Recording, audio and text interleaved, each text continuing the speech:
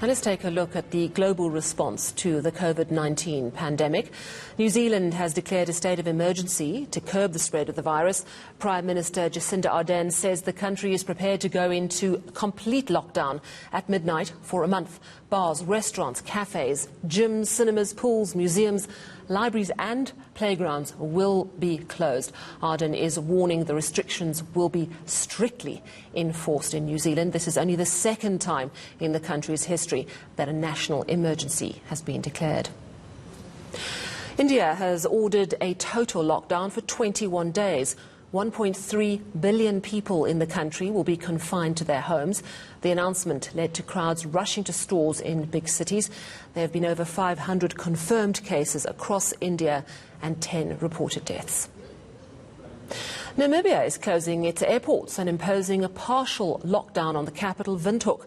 The travel ban on all countries will last 30 days. Namibia currently has 7 confirmed cases.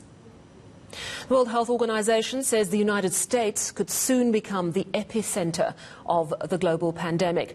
The US has nearly 55,000 cases with more than 770 deaths. However, President Donald Trump is insisting the country will be back to normal by Easter. And China's Hubei province has ended its lockdown, this after 2 months of restrictions. The province has had no new local infections for 5 consecutive days. However, Wuhan, the city where the coronavirus first began, will remain under lockdown until the 8th of April. Officials say travel restrictions will be lifted for residents who are healthy. Other parts of the country are also lifting restrictions, opening some restaurants and production lines in China. Well, Thailand is one of the latest countries to declare a state of emergency after a surge in coronavirus cases. The state of emergency will last for about a month. It will undoubtedly have a big impact on tourism and its economy that does depend largely on tourism. Let's find out now with a South African who's been living in Thailand for some years. Nick van Rooyen runs a hostel business in Bangkok. Nick, thank you so much for joining us. When is Thailand going into lockdown? So the lockdown starts tomorrow night at midnight. The government will announce a curfew from 7 a.m. to 7 p.m. Obviously, no people are allowed to go out onto the streets after that time. And in between those hours, we're only allowed to go to shopping malls, to go to grocery stores and buy or seek medical attention. My understanding is that the country has 827 infections in Thailand with 4 deaths. Is that the information you have as well? Yeah, so there was quite a long period for about 4 weeks where we only had 150 cases, and I think most citizens got a bit complacent and weren't taking the virus very seriously, and then there were outbreaks from sporting events or bars and nightclubs where people were still going to.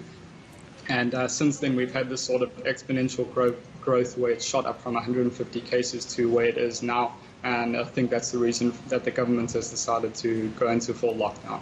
Now, you've been living in Thailand for about 5 years and you run a hostel there. Is it now closed? Is it still functioning? How is it affecting your business?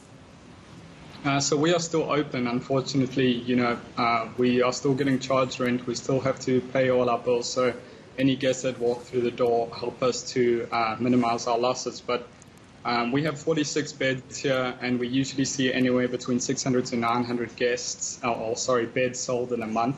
And right now I have 5 guests here, and these are usually guests, or they are all guests who are trying to leave the country but either can't because their flights are cancelled, or there are certain restrictions on travel that they just aren't able to get home at the moment. So I would imagine you're going to have to close up shop during the lockdown by law.